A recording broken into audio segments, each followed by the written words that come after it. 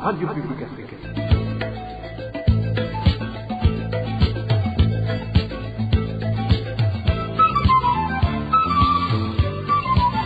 Radio Publique Africaine.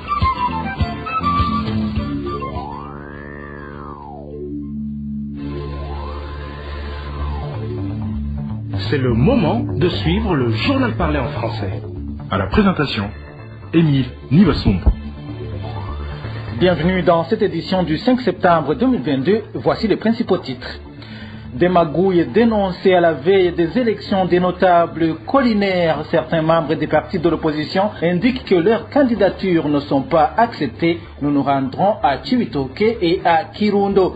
La rentrée scolaire, c'est dans une semaine, mais certains parents de la province Mwaro disent souffrir du manque de moyens financiers pour envoyer leurs enfants à l'école.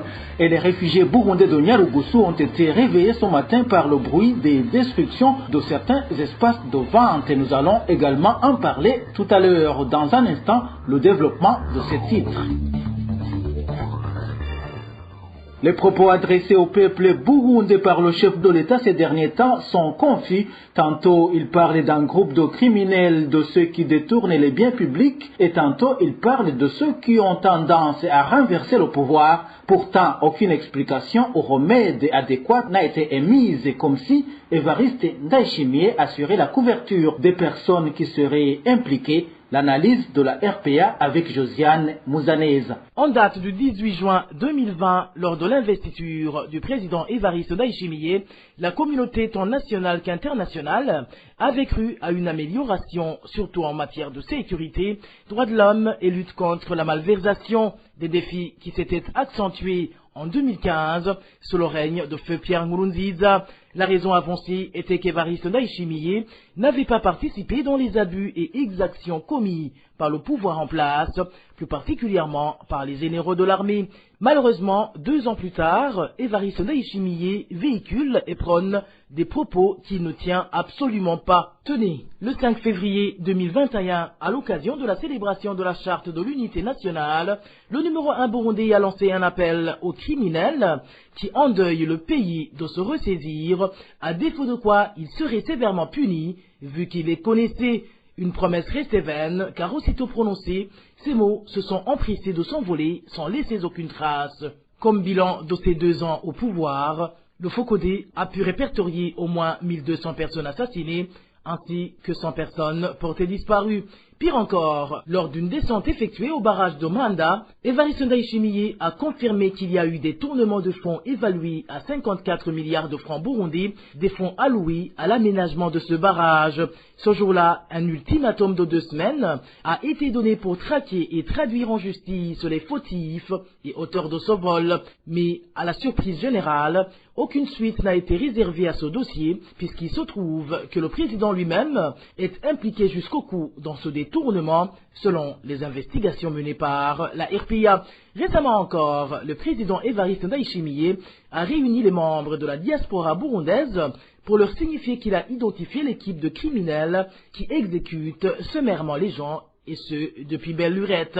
Là aussi, aucune suite n'y a été réservée. Et la cerise sur le gâteau, le président Ndayishimiye vient d'annoncer qu'il y a des comploteurs d'un coup d'État à son encontre, sans pour autant dévoiler leur identité. Pourtant, cela ne devrait pas être pris à la légère, vu que c'est un crime passible de peine capitale. Bref, eu égard de toutes ces soi-disant révélations et fausses promesses, d'aucuns se demandent si le numéro 1 burundais ne s'emploie finalement à amuser sa galerie pour détourner les Burundais et la communauté internationale des vrais problèmes qui minent le pays, surtout du point de vue sécuritaire, que ce soit à l'intérieur ou à l'extérieur du pays, vu que le Burundi vient d'envoyer officiellement des militaires et Imbonerakure en République démocratique du Congo pour y traquer ses ennemis.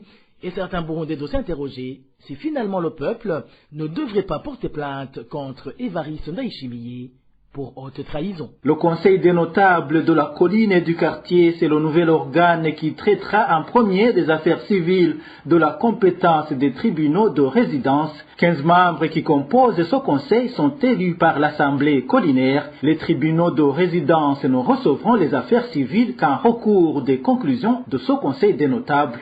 Inès Gakiza nous parle du fonctionnement et de la mission du Conseil des notables. Le Conseil des notables de la colline est réinstitué au Burundi par la loi numéro 1/03 du 23 janvier 2021.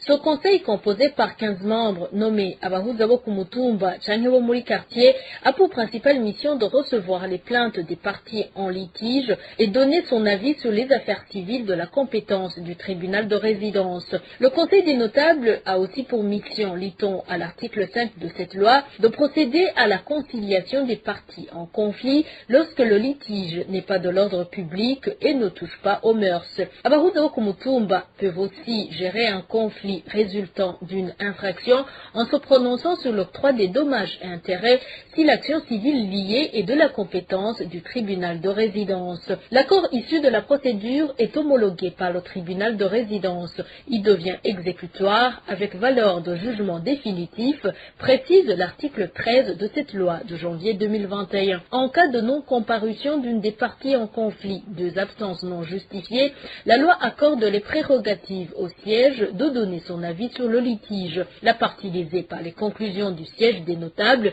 a 15 jours pour faire recours devant le tribunal de résidence.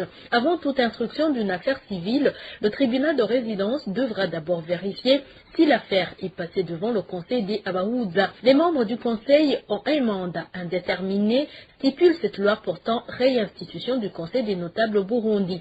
L'élection des membres de ce conseil sur toutes les collines du pays est prévue pour lundi prochain. Ce dimanche et aujourd'hui lundi étaient réservés au dépôt des candidatures. Sont éligibles des Burundais âgés d'au moins 35 ans, résidant sur la colline ou dans le quartier depuis au moins 5 ans, intègres, juste, sans casier judiciaire pour ne citer que cela. Aujourd'hui, c'était justement la clôture des dépôts des candidatures aux élections de ces notables. Il y a des grognes au sein des habitants de la commune Nhega de la province Kirundo qui indiquent que les chefs des collines font tout pour les empêcher d'être sur la liste des candidats. Ils accusent ces conseillers collinaires de vouloir que ces notables des collines soient exclusivement issus du CNDD-FDD. Les détails avec Elvis Nyomongere. Entre autres collines citées sur la liste des collines, dont les responsables usent de tous les moyens pour empêcher les membres des partis autres que le CNDD FDD à participer dans la prochaine compétition. Ce sont les collines Mogwe, Kanabugiri, Kanyabusigu, Mukegwa, Gatare et Nyagatare, toutes de la commune Nega. Selon la population, le CNDD FDD voudrait voir revenir tous les 15 places au conseil collinaire de notables. N'ahandi mu yandi makomine hose biriko berekana yuko abariko barandikwa handikwa abo. Même dans les autres communes, c'est le même jeu qui se joue comme ça. Ceux qui se trouvent sur la liste sont du parti CNDD-FDD. Ils sont désignés à partir des différentes permanences de ce parti. C'est tout simplement une discrimination du parti CNDD-FDD.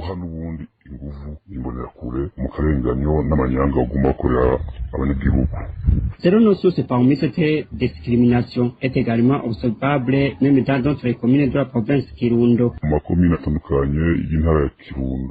Ce phénomène s'observe dans différentes communes de la province Kirundo. Les chefs collinaires qui sont chargés des inscriptions indiquent qu'ils ont été ordonnés de n'enregistrer que les membres du parti au pouvoir, le CNDD-FDD. Pour eux, ils ont les seuls à avoir le droit de participer aux élections. Nous avons déjà constaté que le parti au pouvoir veut écarter les non-membres du parti CNDD-FDD. On se demande comment ils vont jouer ce rôle de médiateur alors qu'ils n'ont pas été élus dans la transparence. Ils ont de la même formation politique, le CNDD-FDD. Ce qui veut dire que cet organe s'inscrit dans le cadre des actes de discrimination qui caractérisent le CNDD-FDD. Les habitants des collines concernées demandent au ministre de la Justice et à celui de l'Intérieur de suivre ce processus pour en assurer la transparence. Toujours à propos de ces élections des notables des collines et des quartiers, les membres du parti CNDD-FDD en commune Rugombo de la province Chibitoke font savoir que des réunions clandestines à leur intention ont été organisées à la fin de la semaine passée. Ces réunions tenues par les responsables de ce parti sur les collines avaient pour objectif de les sensibiliser à écarter les membres des autres partis politiques au conseil des notables collinaires. Ce membre du parti au pouvoir dit avoir participé dans l'une de ces réunions. La réunion en notre intention hier pendant la nuit était organisée par les chefs du parti dans les sous-collines. Ils disaient que l'ordre est venu de leur chef hiérarchique au niveau de toute la commune. Ces réunions ont eu lieu hier pendant la nuit. Ils disent qu'ils ne peuvent pas accepter qu'il y ait un membre du parti CNL dans son conseil des notables parce qu'il pourrait advenir qu'un membre du parti CNDD-FDD commette un assassinat ou un autre grand crime. Et si les membres du parti CNL sont dans ce conseil, ils n'auront pas le moyen de protéger les crimes de nos membres. Ils nous ont dit d'aller sensibiliser, mais de le faire discrètement. Il n'y aura pas de membres du parti CNL. Nous serons des membres du parti CNDD-FDD seulement. C'était cela l'objectif de la réunion tenue à notre intention hier pendant la nuit. Les autres partis vont figurer sur la liste, mais tu comprends qu'il y a des sensibilisations qui se font en cachette, parce qu'ils disent que si les autres partis figurent dans son conseil, comme ce dernier aura une grande force, les autres partis politiques ne toléreront pas nos forfaits. C'était pour cela qu'ils veulent que les 15 membres de son conseil des notables qui seront élus sur les collines soient tous les membres du parti CNDD-FDD. Le Burundi figure parmi les mauvais élèves en matière de la liberté selon Freedom House. Dans son rapport intitulé Liberté dans le monde 2022, Freedom House donne au Burundi une note de 14 sur 100, le point avec Emmanuel Nyungeko. Dans son rapport Liberté dans le monde 2022, l'organisation Freedom House évalue le Burundi sur base de principaux développement en 2021. Le score de cette année est de 14% et le statut est non libre. Les secteurs évalués sont entre autres celui des droits politiques où le Burundi a obtenu une note de 4 sur 40 et celui des libertés civiles où il a obtenu 10 sur 60. Entre autres rubriques évaluées dans le chapitre des droits politiques, il s'agit de voir si le chef du gouvernement actuel ou une autre autorité nationale en chef a été élu à l'issue des élections libres et équitables. Le Burundi a eu une note de 1 sur 4. Freedom House a cherché à savoir si les représentants législatifs nationaux actuels ont été élus lors des élections libres et équitables. Une note de 0 sur 4 a été octroyée au Burundi. L'autre rubrique évaluée dans ce chapitre consiste à savoir si le peuple a le droit de s'organiser en différents partis politiques ou autres groupements politiques concurrents de son choix et si le système est exempt d'obstacles induits à la montée et à la chute de ces partis ou groupements concurrents. Ici, Freedom House donne au Burundi 1 point sur 4. L'autre rubrique de ce chapitre est en rapport avec les garanties contre la corruption officielle. Si elles sont solides et efficaces, le Burundi a eu 0 sur 4. Une autre rubrique qui attire l'attention dans ce chapitre est celui de savoir si le gouvernement agit avec ouverture et transparence. Ici également, c'est la note 0 sur 4 qui a été donnée au Burundi. Freedom House a évalué également la rubrique de la liberté et indépendance des médias. Le Burundi a eu droit à 0 sur 4. Dans ce chapitre, le Burundi a également été évalué en ce qui est de la liberté de réunion. La note 0 sur 4 lui a été octroyée. Cependant, le Burundi a récolté beaucoup de points en ce qui est de la liberté de pratiquer et d'exprimer sa foi religieuse ou sa non-croyance en public et en privé. Le Burundi a obtenu 3 sur 4. Dans un instant, nous parlons des terres situées aux alentours du palais présidentiel. Le projet du gouvernement de continuer à élargir le périmètre du palais présidentiel inquiète plus d'un parmi les habitants de la colline Gishingano de la commune Isare. Nous sommes dans la province Bujumbura. Ces habitants se demandent pourquoi le gouvernement continue sa politique de déposséder la population de leurs terres alors qu'il n'a même pas réussi à dédommager la population précédemment expulsée. Les détails avec Dani Claire et la Trouve. Après l'annonce du Conseil des ministres selon laquelle le gouvernement va exproprier les habitants des localités de Remba et Kalama de la zone de Rushuvi en commune d'Isale de la province de Bujumbura sur une superficie de plus de 334 hectares, les propriétaires de ces terres sont très inquiets. Ils trouvent que ce projet du gouvernement ne vise que de s'accaparer de leurs terres car ils n'ont pas été consultés. Sachez qu'aucun membre du gouvernement n'est venu pour nous dire que le gouvernement a besoin de nos terres. Et voilà, il vient d'annoncer qu'il va prendre nos terres sans nous consulter. Or, la loi prévoit qu'avant la délocalisation et les indemnités, il doit y avoir une réunion des parties prenantes. Actuellement, plusieurs questions restent sans réponse. À qui allons-nous nous adresser? Comment les choses vont-elles se poursuivre? Où est-ce que nous allons être délocalisés? Quel sera notre sort? Les propriétaires de terrains s'étonnent que le gouvernement veuille d'autres terres alors qu'il n'a pas encore indemnisé les anciens propriétaires des terrains où sont érigés les bureaux de la présidence. Nous, citoyens lambda, ne savons pas à quel sens se vouer car la question de nos terres prises par le gouvernement est devenue en casse-tête. C'est vraiment incompréhensible que l'État veuille d'autres terres de la colline de Gishingano sur le même projet, alors qu'il n'a pas encore indemnisé les propriétaires des terres déjà prises. Ça fait plus de 10 ans que nous attendons nos indemnités des terres de la localité de Gasenyi, qu'ils finissent d'abord avec les indemnités de Gasenyi pour poursuivre avec celles de Gishingano.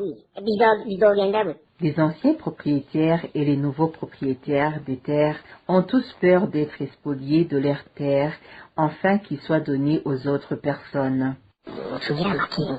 Vu que la période de 13 ans qui vient de passer sans nous donner nos indemnités, nous craignons que le motif avancé d'intérêt public ne soit un mensonge. Ce serait plutôt un plan de nous délocaliser pour que nos terres soient données aux autres. Nous avons vraiment peur.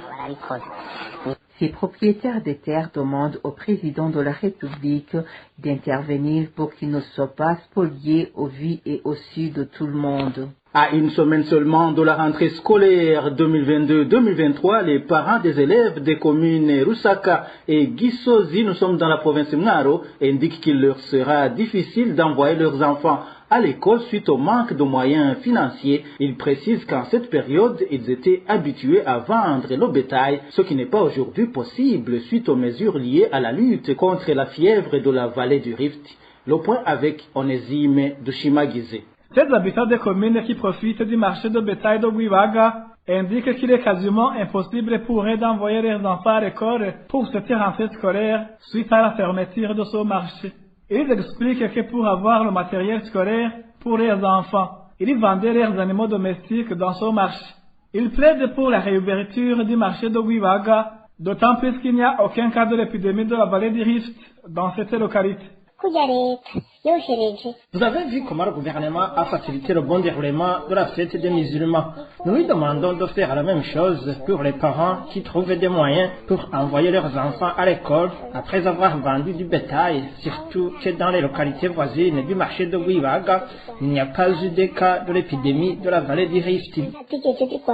Ces habitants des communes proches de la localité de Guibaga demandent aux autorités habilitées de rouvrir ce marché de Guibaga afin de vendre leurs animaux, sinon il serait impossible pour eux d'envoyer leurs enfants à l'école. Nous demandons au gouvernement de procéder à la réouverture des marchés de bétail, sinon nos enfants resteront à la maison parce qu'on n'a pas d'autres moyens pour acheter les cahiers et autres matériels scolaires. Nous lui demandons de nous écouter et de nous permettre de vendre nos animaux parce que c'est la seule source de revenus que nous disposons pour envoyer nos enfants à l'école. La rédaction de la RPA n'a pas encore pu joindre le colonel Gaspard Gassanzoué, gouverneur de la province de Mwaro, pour qu'il s'exprime à propos de ces problèmes auxquels fait face la population de la province dont il est responsable. Parlons sécurité à présent. La rédaction de la RPA a pu répertorier 6 cas d'assassinat dans le pays au cours de la semaine écoulée. Parmi les victimes, 2 sont des femmes. Les détails avec Eric Nyonzima. Parmi les personnes tuées la semaine écoulée, 2 sont de la province Karouz. La première est un sexagénaire Dinodo Borakuvye. Il a été tué samedi dernier sur la colline Gisimbawanga en commune Mutumba. Son fils Dinodo Alexis Tunayo est le présumé auteur. Il l'aurait tué par coup de gourdin lorsqu'il intervenait dans une pagaille entre ses 2 parents. Les conflits familiaux seraient à l'origine de cet assassinat. La seconde personne tuée dans la province Karouzi est un jeune homme Dinodo Chris Fiuzura, âgé de 21 ans. Il a été tué jeudi dernier par coup de couteau par des inconnus. La victime était du quartier Kigwati au chef-lieu de la province Karouzi. Un homme Dino Leonidas Bafubusa, un infirmier au centre de santé Nonwe en commune Giteranyi, province Muyinga, a tué sa femme à l'aide de couteau. C'était dimanche dernier. Selon nos sources à Giteranyi, après le forfait, l'auteur du crime a fui. Encore d'un homme qui n'a pas été identifié a été découvert jeudi sur la colline Rukanade en commune Rugombo, province Chibitoke, tout près d'une position militaire située tout près près de la rivière Rusizi. Selon nos sources à Rugombo, la victime était en état de décomposition. Les administratifs en commune de Rugombo ont ordonné son enterrement sans faire des enquêtes. En province Ngozi, une femme d'Inodo Nyunzima a été retrouvée morte sur la colline Kajaga en commune Nyamurenza mardi dernier. Les sources sur place à Nyamurenza indiquent que la victime a été tuée par coup de couteau au niveau de la tête par des personnes non identifiées. La dernière personne tuée la semaine écoulée est de la province de Makamba. C'est un certain Terence. Il a été poignardé par un policier d'Inodo Bonaventure Nyungabo, voisin de la victime au quartier Nyaburunga, chef-lieu de la province de Makamba, lundi dernier. Auteur du crime a été arrêté par la police. Pour clore cette édition, rendons-nous en Tanzanie. Les destructions des petits marchés et boutiques se sont poursuivies ce lundi dans le camp de Nyarugusu après quelques jours de trêve. Les réfugiés burundais estiment que les autorités tanzaniennes veulent à tout prix les rapatrier de force. Marie-Ange Irakoz. Les réfugiés de Nyarugusu indiquent que certains espaces de vente qui avaient échappé aux destructions de jeudi ont été visés par la police ce lundi. Selon les réfugiés, les petits marchés, les boutiques, les restaurants et les salons de coiffure des zones 9, 10 et 11 côté burundais sont les plus touchés.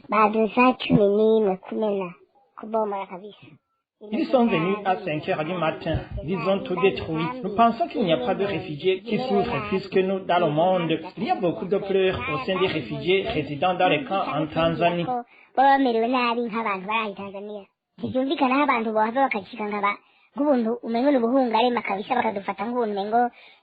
ne comprenons pas. Ils nous traitent comme des animaux sauvages. Même s'ils voulaient nous rapatrier de force, ils ne pourraient procéder de la sorte.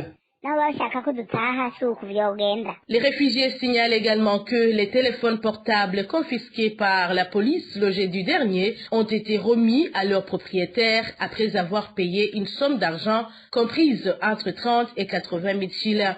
Pourtant, après la visite du haut-commissaire des Nations Unies pour les réfugiés, Filippo Grandi, à Nyarugusu vers la fin du mois d'août, les réfugiés burundais avaient espéré que les autorités tanzaniennes allaient les laisser poursuivre leurs activités génératrices de revenus, leur principal moyen de survie. Contacté par téléphone, le chef du camp des réfugiés de Nyarugusu, Siasa Manjenje, a refusé de commenter cette opération de destruction effectuée par la police.